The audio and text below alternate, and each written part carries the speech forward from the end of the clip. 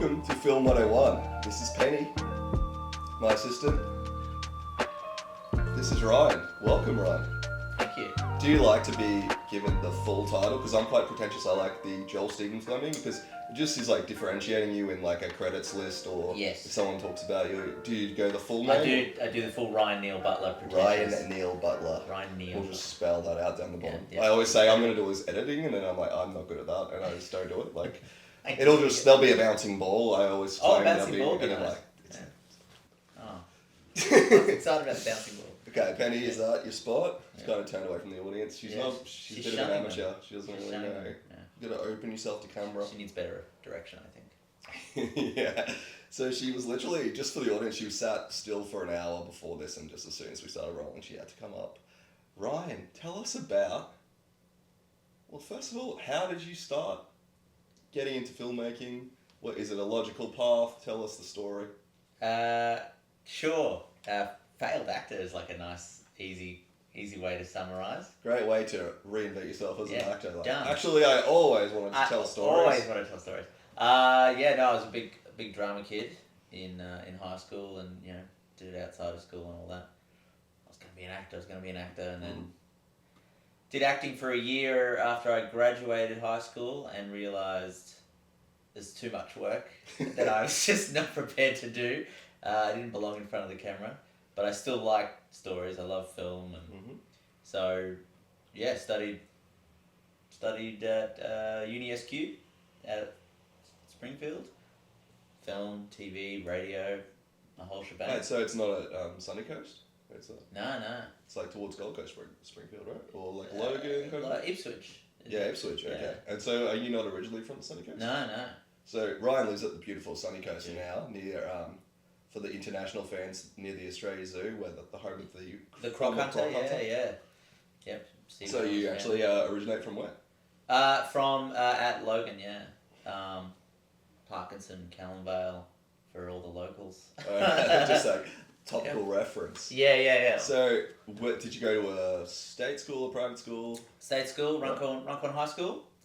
And did they have like a film program? They had film and TV with Mr. Murray, who I think quit to go work in the mines when the mining boom was doing. It's an interesting path as well. Like even the film teacher couldn't make a living in film.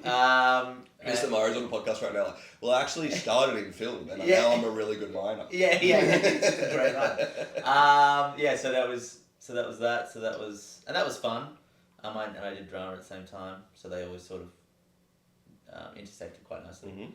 But then it was radio, TV, and film at uni, which is where I fell into a lighting department bubble because I don't know, I'd done a little bit of theatre lighting in the acting thing, and it's so important to cinematography.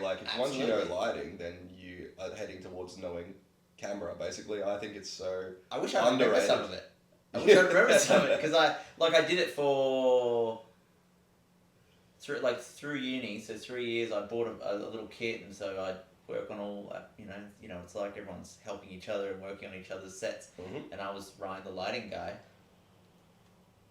and I was always there doing that, and I loved it because it got me on set, and it was just fun it's just a fun thing to be on a film set, just especially everyone's nerding out about whatever. There's just an energy. There's an energy. Like if you get it, it's the same with creative arts. I guess it's like when you're in a theatre show or something, just that energy of everyone is like has that creative vibe, and they're just like in, and we're all aligned. We have one goal. It's rare in life to actually get a group together with a single goal and achieve it. Yeah, and they've all got everyone's there to make the best version of whatever production you're making or theatre show. Yeah, so you have your own kind of like area and goal, but it all serves the greater one goal, which is great. It's very not capitalist, which is fun to get a little escape from capitalism. It's probably why we're all arty people are a bit free and more open. Because we all have to work together. We know it.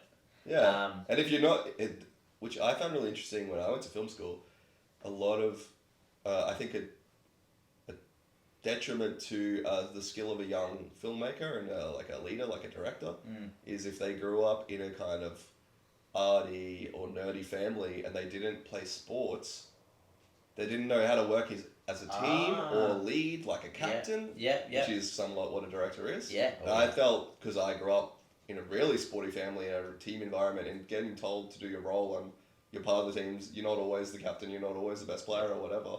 When I played soccer, I was 5 years old. I was stupid. I didn't. My dad was the coach, and he'd be telling me, he'd be pulling me off and just giving me a spray.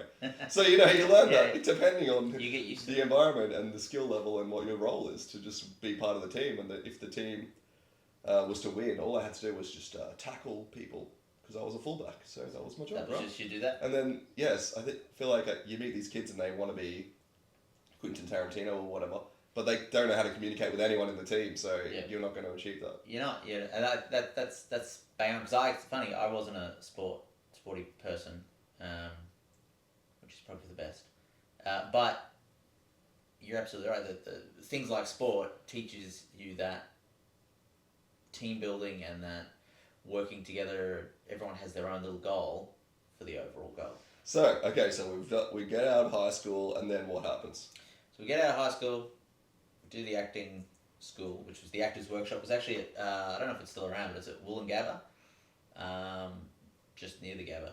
Wait, was it like the Chris Summers factory? No, it was run by Lynn Kidd, who was a long-time acting coach, if memory serves. They helped produce a zombie film for the Spearig brothers, like one of their first independent ones, which was called Undead. Okay. And it featured Mungo McKay with a 3-barrel shotgun. 3 barrels? 3-barrel shotgun. I've heard of a double barrel. You're talking about a triple barrel? No one wants a double barrel when you have to... It's literally... And were they in a line? Or yeah, so the character had designed it to fight the zombie hordes, and it was like 3 shotguns. Oh, so it wasn't a triple barrel together. No, it was like they sprayed out. Yeah, it looked pretty dope. So what, it was like a 30-degree angle or 45? What do you reckon? Widespread, definitely. Yeah. Used for, just harming zombies. But, like, the thing about that is, like, does he have unlimited ammo in this apocalypse situation? Because you're going to use a lot... You're going to have a lot of missing... Actually, like, yeah, you've got a good spread and you're keeping your immediate zone safe, but ammo kind of... But it's good for horde conservation is low. Yeah. I wonder if... I can't recall if he had, like, a secondary... You get real serious. Yeah, mate, I'm all about, figuring out how to survive the zombie apocalypse. That was one of the favourite conversations at uni was, okay, how would you actually handle it? Yeah. I'm always like... Nazi zombies was a big thing. The team is really important. Again, it comes back to the team. Teamwork. Teamwork is essential. Yeah. I'm like, I could boss everyone around really well, but I have no actual skills. That sounds like... Just like a film director. That's a solid director. But also, potentially a president, as we've seen in the US with the elections. Yeah. I don't think they know anything at all. No, they don't know. They're figuring. I don't think they know where they are half the time. So, like, I could be in charge of all the useful people. So then I'm like, well, who are the useful people that I'm going to manipulate to bend to my will? And then I go through everyone who I know who actually has any logical skill. Yeah. For instance, our sound guy, Michael Monaco, who you met on the last film that we did when you were on set. He is really handy. He's like a former scout. He can make the fire in 5 minutes. He's got the multi-tool in his kit. He's just good to go. So like he's a Swiss Army man. And he knows lots of interesting like old techniques for those survival. are good people to know. So that's a great member of the team straight away. You're like, we've got to get him. Yeah. Do you have like a logical... Who's your first draft pick, as we would say in the... For the zombie apocalypse or for a film team crew? No, zombie apocalypse. Yeah, zombie apocalypse. First draft. It'd have to be my dad, because he's one of those, knows a bit of everything. He's got a wife, by the way. Yeah. You just didn't choose your wife. I didn't. You just left your wife to get eaten by zombies. Well, you said first draft, so... But yeah, you didn't pick her. Yeah, no. Well, he's going to ask me to cut this later. I was thinking about skill. Yeah, I know. I tricked you into it. If my wife wanted to survive, well, actually, you need someone who's really good at gardening. So there you go. Yeah, she's great at that. Actually, she'd be a good leader more than me, to be honest. Really? So you're going for a vice president role? I think maybe, if I have to include my wife to save me from divorce, I think I'd bring her in if as I the have to. Yeah. And then I'd serve under her. Yeah. But I think ignoring my marital duties, I'd choose my dad. Okay, so he's a handy guy. Handy guy. He was a manual arts teacher for a long time. Have you ever pulled him in to do something for a film? No, I'd love to. Because I mean, during uni days, it was, hey, mum and dad, can we shoot at your house? You know, that was, and he loves movies, and he likes filming all his own, like, when they go on holidays and stuff. Okay, cool. Yeah, so were your parents supportive of you going into Oh, school? yeah. In the sense of, answer. you're doing what you love, but also we want you to be able to afford food. Yeah, of course. You know, I think they were a little more comfortable when I went from, I want to be an actor, which to them is like, cool, you want to be homeless and a barista, in their minds, to, I want to make films. It was like, okay, so how jobless will you be then? Like, they didn't have quite a handle on that one, but they've been very supportive, and in the past 2 years they've really seen a lot of things have come to fruition in the past 2 years. Okay, for so me, they're and starting I to think they've been believe now. Yeah. They've never doubted. They just, they liked the 8 years I worked at Channel 9 because it was a full-time It's just a paying, separate version and of it the was, job, yeah. Yeah, it was like, oh, cool, you do the uni degree, and here you are actually working. Yeah, and they've heard of Channel 9. And they'd heard of Channel 9. They knew Sometimes you go to someone, oh yeah, I'm doing this film with this person, then if it's not Mel Gibson or whatever, they're like, oh yeah. Yeah. And Mel's always too busy. Don't know. And he's hard to get a hold of. He doesn't have the best PR either. Probably not, no. But he gets people talking. Or they're actually in the way because they're over-direct. There's also a problem of over-directing, not trusting. Yeah, there's the trust people, thing again. Because you're too obsessed with it being exactly one way and thing you imagined in your head. And then you've got to have that flexibility to kind of see what's coming to fruition especially with actors. You do a block out and someone does something you never thought of, or they it could be gold. It could be gold. Just don't say no straight away. Gold. Yeah, let it happen and see what it turns into. And then if it's not something that works, you go, okay. And especially with us, because we both have done comedy, we do mainly comedy, Sean and I, it's essential to let people play and let people feel free, and then they'll almost always bring something to it, whether it's an idea or an actual line of dialogue. Or, that you just, And then you get to take credit for that. Yeah, you do. People go, your film was hilarious. You're like, I know, you're welcome. Yeah. Cheers. It was all me. And the scripting. And that's so true. And it all comes down to that trust. And the moment you don't trust, people are going to clam up. Mm-hmm. Their creativity is going to falter as well. Whatever department there is, if they've been allowed to just go and think of ideas and just, what if I did this with the character? What if I did that? But the moment you stamp on that and take that trust away, they're going to start thinking of an idea and go, oh, maybe I won't try it because last time. Yeah, and I'd hate to stop them doing that. And but there's that balance. There's also the balance that you need to know what you want to be in control and be able to say no. Yeah. Obviously in a nice way. Because it is your thing and you've got to stand behind it, obviously. Because when it goes wrong, everyone goes, oh, who directed this? So at the same time, if you're going to bomb it, at least it's on you. It's on you. So trusting in yourself. Well, that's really important as well. Yeah. But sometimes you have to say no. Obviously, you can't take on every idea because it can be chaotic, or time is a huge problem on indie sets. Like someone has a great idea for a shot, like the DOP, but you're like, yeah, but that's like half an hour. Yeah, so that's even though it probably would be really cool, I have to say no right now. Yeah. That's just like thinking logically. So. Come in with that great idea first thing, so when we're chasing the sun, and now would have been totally. Or end of the day, do we have time? Maybe we just do that shot again from before. We've got spare. All right, let's go. Let's do it. Yeah. It was late at night. We were filming a film, and it was like 2 a.m. So not late at night, but early. And someone really wanted a shot of. Unfortunately, it was just a bit of an ego thing. Unfortunately, that's a whole other conversation. But it's that knowing when to say no. It's can we just get a shot of this? Because they had worked hard to acquire this thing, and I was just like, well, no. Because it's just time. It is 2 a.m. Let's get what we need to get, and it's always first. That's the thing. You just sometimes I'll put get the story, and then So I always put the like kind of dream shots at the end of a shot list because I'm like usually ADing my own things to just be efficient. Yeah, I noticed and not that. have to bring too many people in because it's just like hard to schedule and everything. Yeah. So I'll literally have all the lists and then I'll have all like the if I have time fun shot at the bottom of every scene, and then you basically never get them. I made the wrong call actually on bin day, where I had an idea for a shot that I want, and it was always on the cards. It was like, no, this will really elevate. But I put it as a fantasy shot, you know, that would be really great, and put it at the back. And now when I see the scene, because we didn't get it, didn't have time. Wow. I think all of that could just go. That shot. All I picture is that shot, and I think. But to run like the whole scene in one shot, would have been, which I love sometimes. So much better because, and not just in a great time saving way, but for what that scene needed and what the shot would have given. It would have lifted.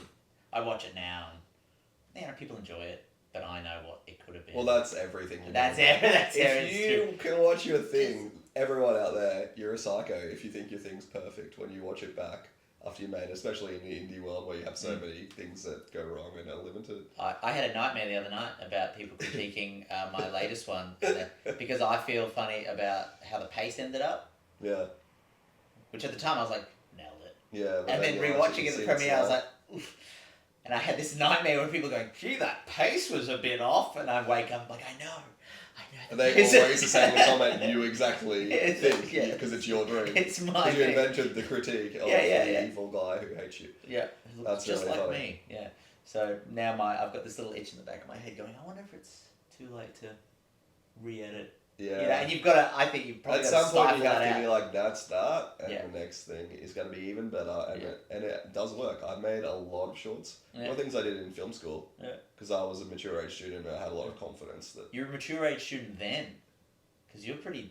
Yeah, I'm old very now. old. Like, wow. Ancient.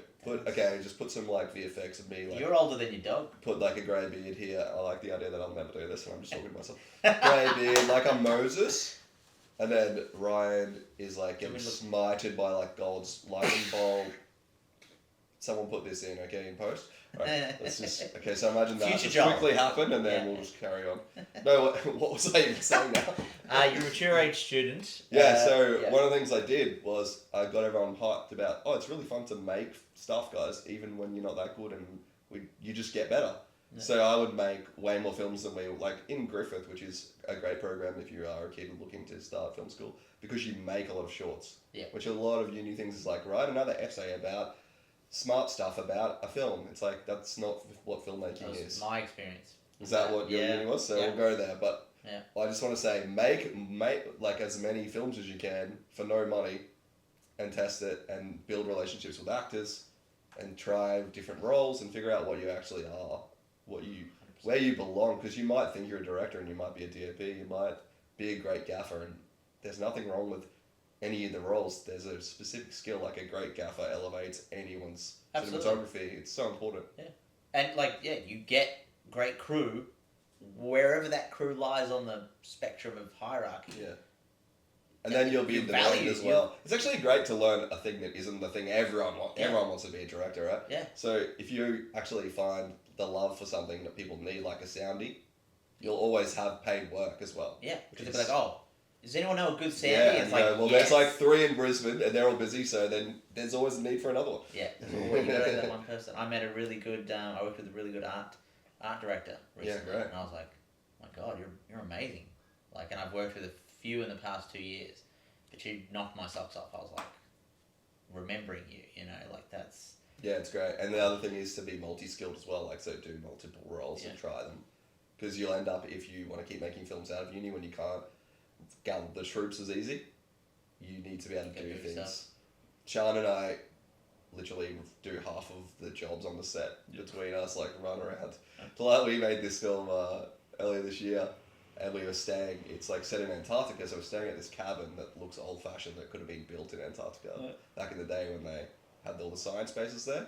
So it's like a research station in Antarctica, but obviously we're not in Antarctica. We can't afford to go there with the crew. Oh, what a surprise. How would you do that? Movie magic. No, but what I'm saying is, we spend most of the time cleaning up after everyone and cooking the meals because we were doing the unit catering. Yeah. all the like jobs plus ADing, directing together, you know, the location managing, all the things that somehow getting the film made in all forms. And then like just having to look after everyone at the end of the long day because we're all staying out there just so we can make the film. Right. So then you got to make dinner for everyone that's not even a set meal. Even though wrap time's done, but that's like okay. So we literally start making dinner when there's like a scene left. Get it on. So it's that's gonna be your life if you're gonna go into indie filmmaking. It's also pretty cruel to have dinner going while the scene's going. Like you can smell it then. You're like, almost done. Well, the key for the actors is one of them had to repeatedly eat a chocolate cake, so that ruined his appetite for the entire day anyway, so he wasn't hungry, luckily. Was that his idea? No, it's like obviously... I should keep eating this chocolate cake. No, and then he tells me at the end, I'm actually allergic to chocolate. Oh, not in a I'll die way, but just like I'm not really supposed to have it. I'm like, why did you tell me that when we wrote the script? Method. It could have just been a sponge. But he told... He said, well, my character isn't allergic, so it's fine. Once he broke the roll, as long as he didn't have another one, he'd be right. Tell me about the experience at uni of too many essays, not enough filmmaking. I think I like analysing films. I don't do it enough now, and I think it does help, in a sense, to know how to tell a story, like to sort of of course to ask yourself, why did I feel that way when I watched this film? Oh, that's how they made me feel that way. I find that can help, and that's an element I've lost a little bit now. Having said that, as you say, and as I always say, there is no better way to learn how to make a film than to make a film. You don't see them teaching, bricklayers how to make a house by getting them to write about making a house. Like, get out there. They're not writing an essay about the greatest churches ever built. Exactly. I believe that filmmaking is a trade and should be treated as such. It's a hands-on, creative. Yes, it's creative, but it's also physical. It's kind of like 20 to 30 trades all trying to work together, so it's even more and that's complex. Before you even put on several hats, like yourself, So, I think I made, in uni, I probably made maybe 3. Wow, really? Right? So that was And that's a 3-year course? That was a 3-year course, basically 1 year. Yeah. Don't do that. Don't do that. If you have to make it yourself on the weekend for $5, do it. Well, what happened for me was in my first year, I got, one of our lecturers was DPing just an independent sci-fi pilot, and he, gets a free crew. Yeah, get the students in. So he picked his best students. And then there was still a slot left over, so he asked me. And he got sick. He got sick. So through that, I got into the indie world, right? Great.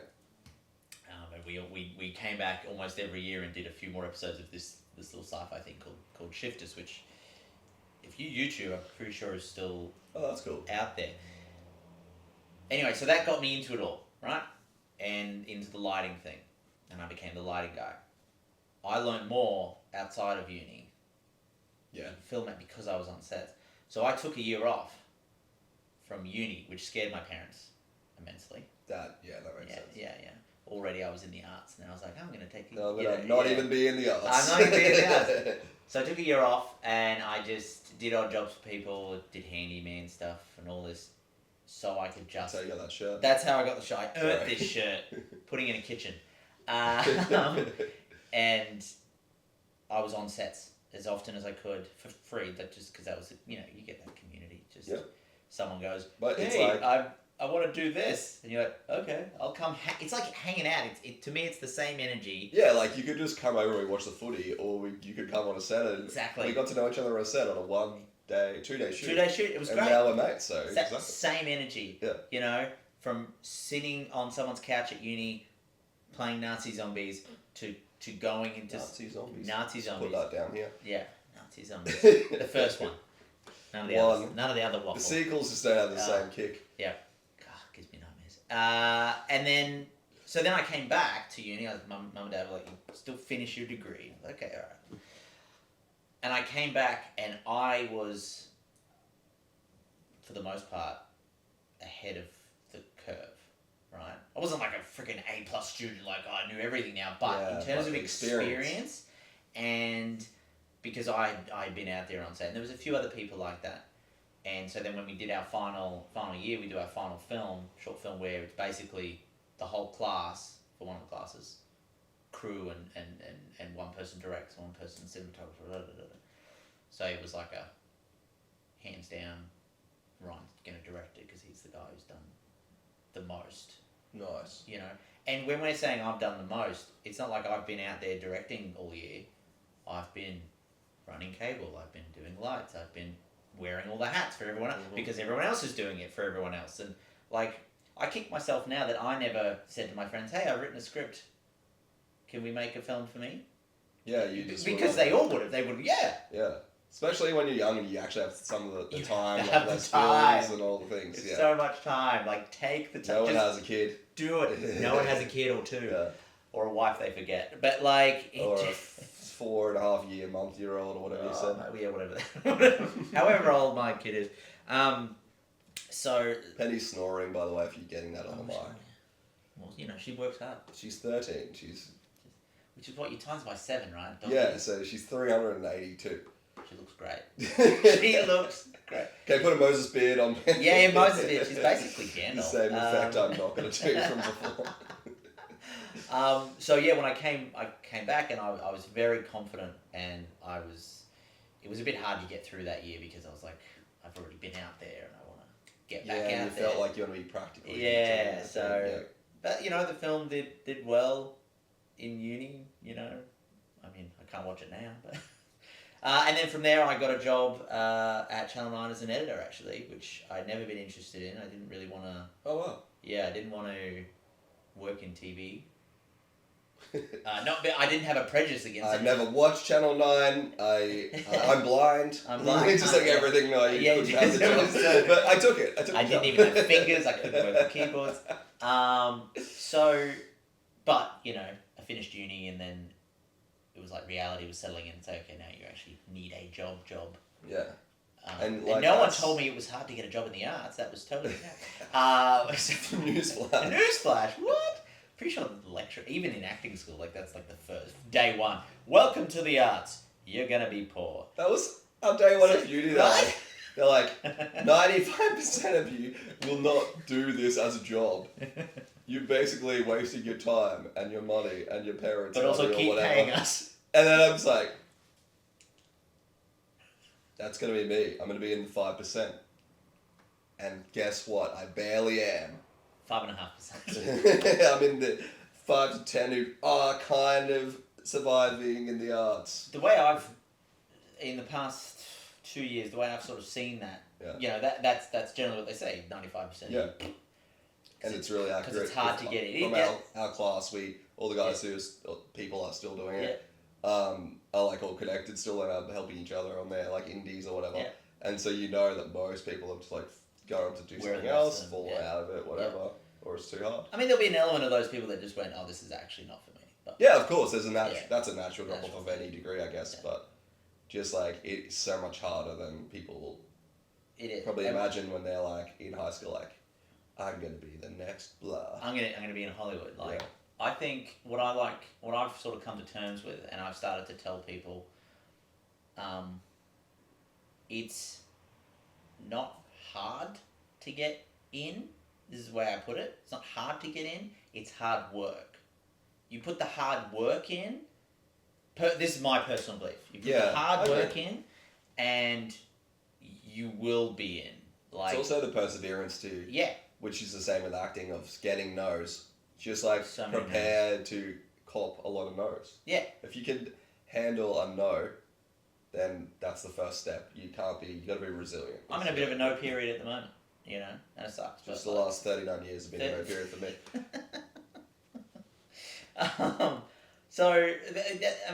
And it's just because when I think about, when I say hard work, I mean that, going on sets for nothing and then meeting people, and slowly it builds a little bit at a time, because all of a sudden I meet Joel and Joel goes, oh, hey, Ryan's a cool guy. I've got a gig for, and then all of a sudden I've got this little extra gig where I meet someone else. And because I've put the work in, ideally I've been good at it, ideally, people have gone, oh, that's good. And the vice versa as well. Oh, he knows what he's doing. Next chance I get, I'll see if I can give him that chance, and back forth. Yeah, and it's obviously such a family, collaborative, team effort, again, kind of thing. It all comes down to that team and that trust. Yeah.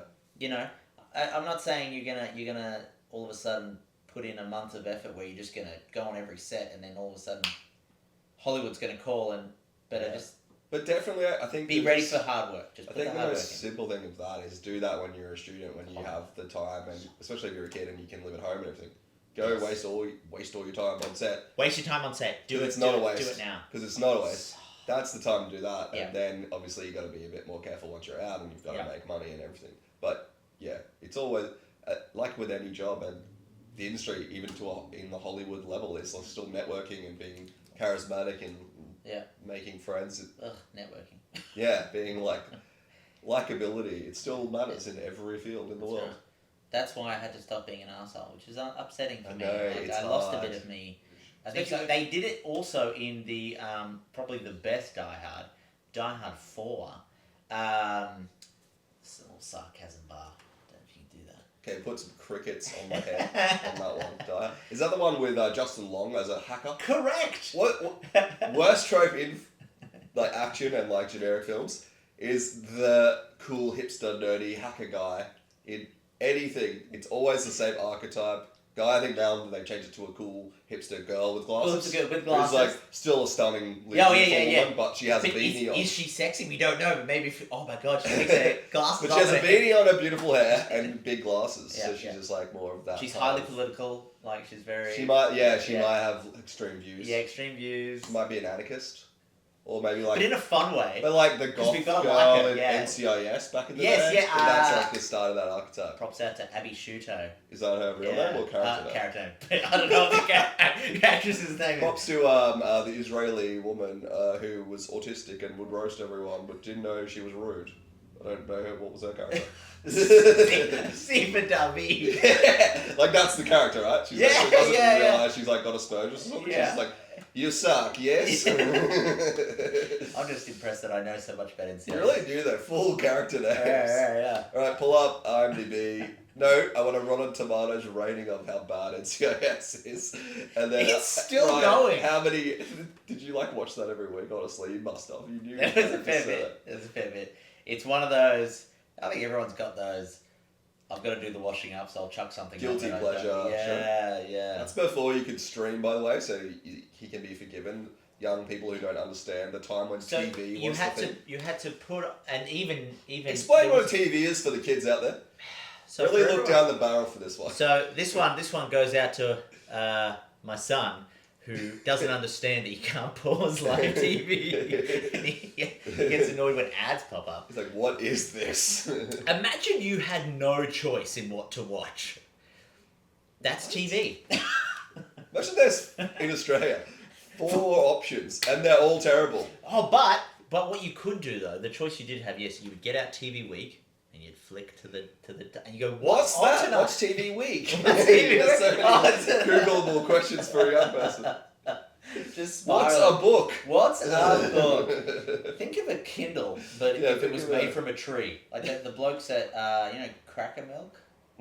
Brisbane guy. Yeah, called Chris Slater. You did a table read or something, he popped up. Yeah, so he's a great friend of mine. He went to uni with me. He was the only one older than me in the whole of the uni class, I think. That's a lot older.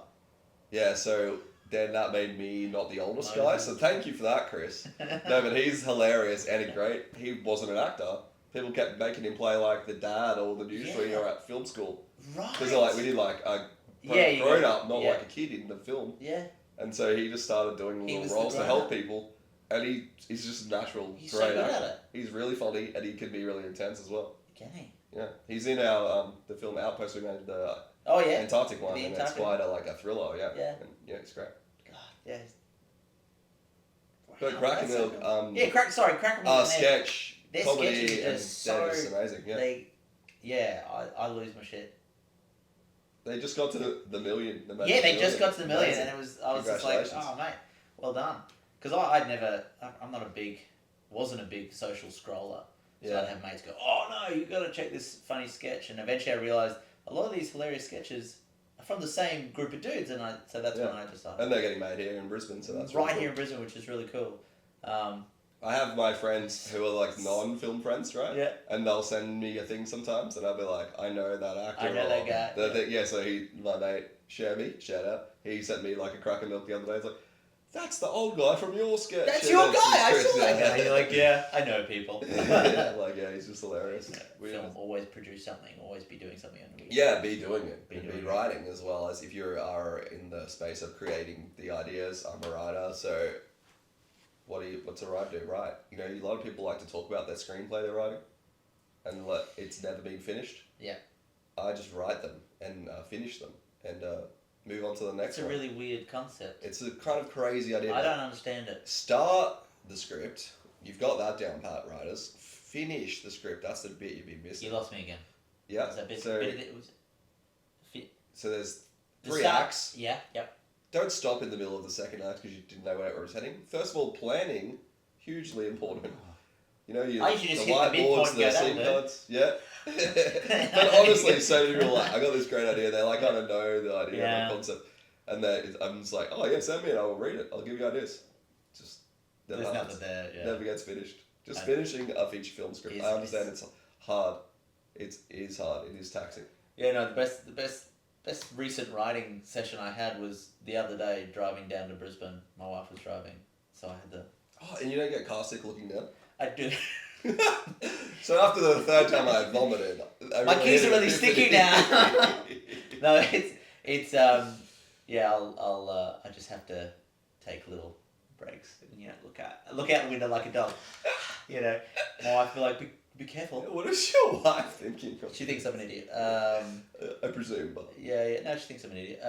Because she's not arty. Is she normal? Like not a freak like us? Yeah, she's a normal person. A norm. Yeah, so she's she has like a normal job and a normal life and thinks things normally. Yeah, is it insane? Although she did excite me about a week ago. She said, maybe it would be nice. Is this X-rated? Let me just pause there. We're married with 2 kids, eh? No X-rated. This is as close as we got to foreplay. It was this was about a week ago. She goes, it'd be nice to maybe one day we could write a short film together. And that is really exciting to me. I could have jumped to just then. Yeah, that's awesome. Yeah, but cat's out of the bag now, so now I'll just talk to her about more about film. Let's do it now. What should we do it now? Right now? We were driving. What's an idea that you have? It's just what do you think? And I think she regretted it. I said once, sometime, maybe. Maybe when we're in our 90s or about. This is like when the kids aren't as like needing your attention. Probably would be the first answer. Yeah. Poor thing. Thank God I don't have to breastfeed. But like, just the idea. Another little bit of there's like all scattered advice from 2 freaks. You need to understand that normal people don't care about your stupid movie ideas and your script, and they don't think it's important. Even though it might actually be good and interesting, they're not going to believe in you properly until you are famous. Unfortunately, that's just how it works for creative people. Yep.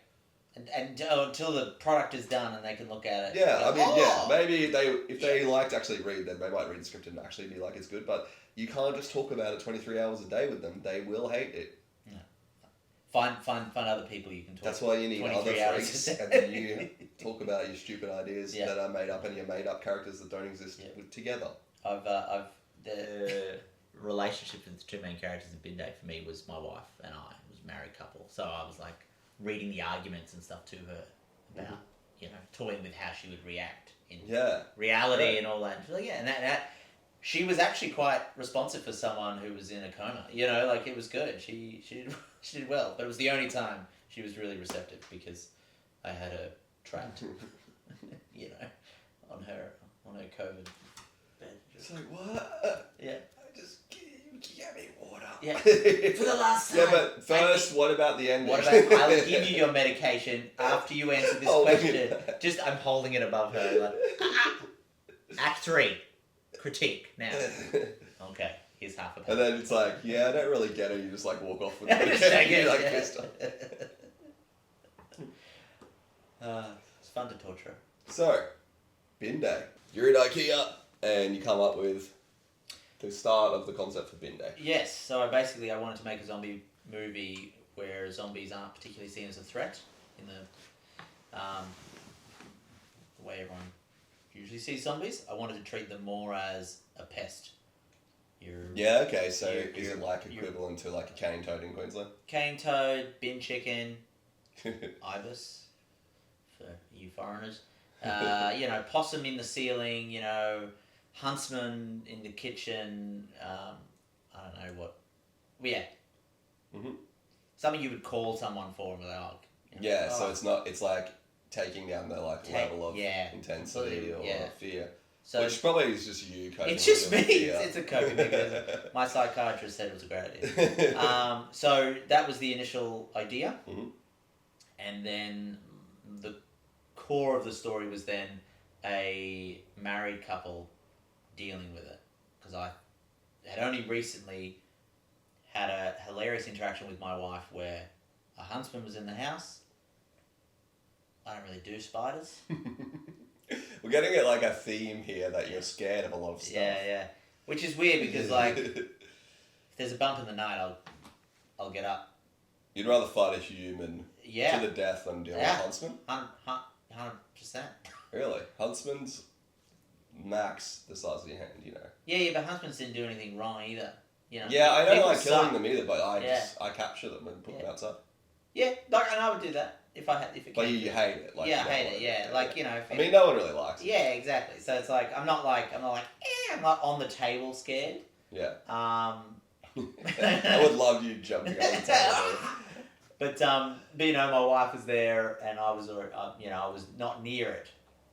So there was this interaction of she was going to get rid of it, and I wasn't. But I was making sure I was telling you, don't kill it though.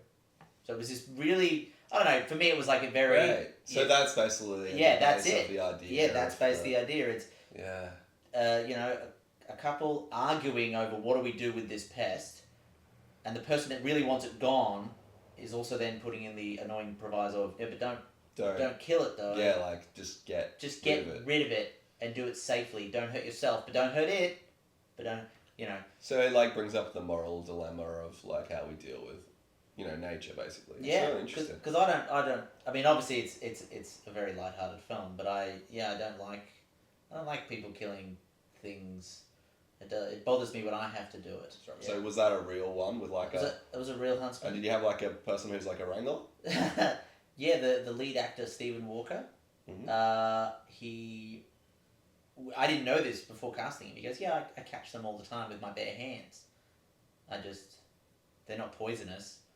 Yeah, but they hurt when I know. I had one bite me when I was they hurt, 14 right? and Yeah. swelled up. Yeah. They swell up.